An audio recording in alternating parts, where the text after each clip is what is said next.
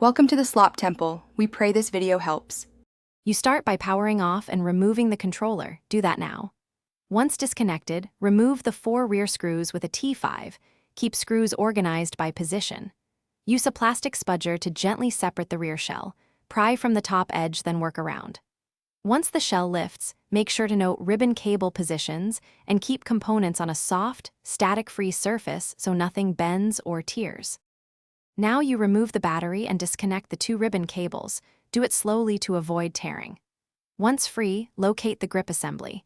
If adhesive holds it, heat briefly with a hair dryer on low. If clips, depress them evenly.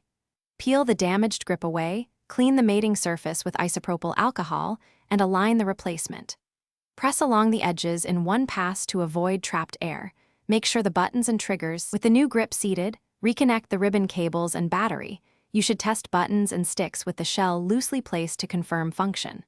Once confirmed, lower the rear shell into place and reinstall the 4 screws, tightening in a crisscross pattern to avoid warping. If something still feels wrong, recalibrate the controller in system settings, check for pinched cables, or repeat the grip adhesive step. If drift or electrical issues persist, consider a professional repair or replacement module. Thanks for watching. Consider subscribing if we helped you.